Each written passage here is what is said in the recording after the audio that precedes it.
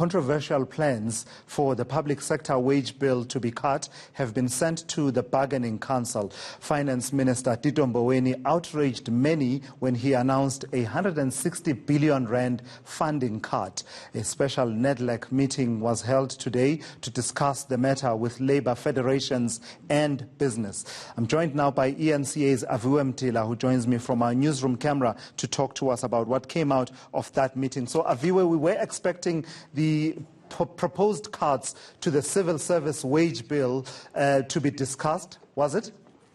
Well, certainly it was tabled there. It did came out. It was tabled, but the parties at the Nedlac meeting today agreed that the appropriate platform for that would be the bargaining council. We do understand that today the topics on the agenda were basically cannabis as well as the coronavirus. But of course, you'd understand that the Public Service Association of South Africa say that while they might be going to that bargaining council and they are willing to engage with government, they don't want the outcome of whatever decision they take there to trickle down to their people there at the Public Service Association.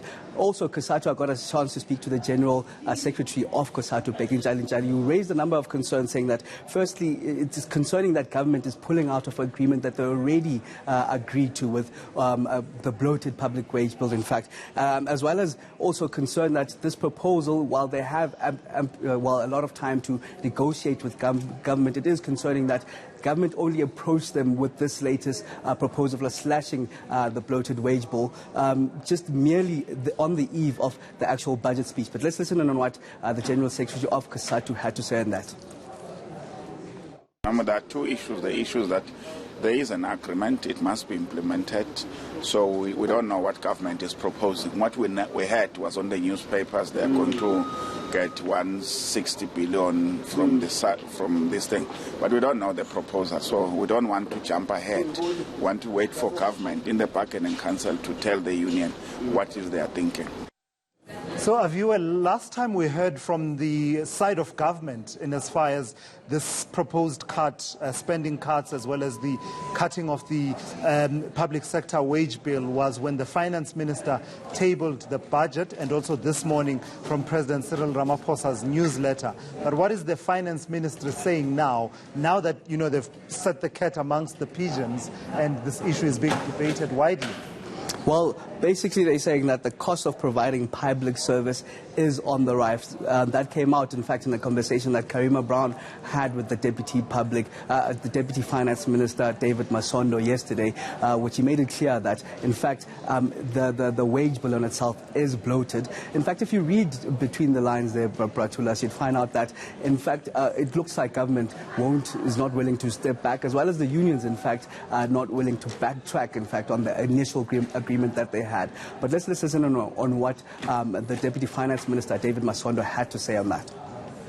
So far as the public wage bill, I think we need to put everything in context. Firstly, as government, we're saying that the cost of providing public service is increasingly getting higher and unaffordable. Yes. And what are the things that are driving our ability, are making it difficult for us to provide public service on a continuous basis? Of course, is the wage bill, the debt service cost. In the next 3 years, the debt service cost, the interest payment that we pay on our public debt is going to be 778 billion.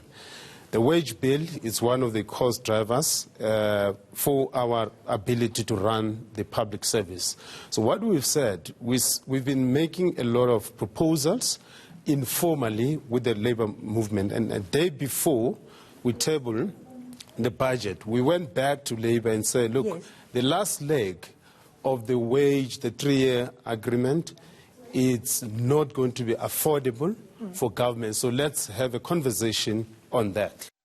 All right, Aviwe, thank you for that. Before I let you go, did I hear you correctly that Part of what they're discussing is cannabis. It's a Monday, Aviwe. We might need to clarify what we are saying here in case someone walks in and says, what's this broad discussion about cannabis? What are they discussing? Well, those were the two major topics, cannabis basically, as well as the coronavirus. You'd understand that they said that this is actually one of the monthly meetings of Nedlac. Nothing out of the ordinary. They were basically looking at some of the issues and, of course, this latest slashing, the proposed slashing of that public sector wage bill did not come out today. Right. Aviwe Mtila watching that Nedlac meeting closely for us there. And as he said, part of the discussion at Nedlac has been about cannabis. You may be wondering what that is about. Well, there's this discussion.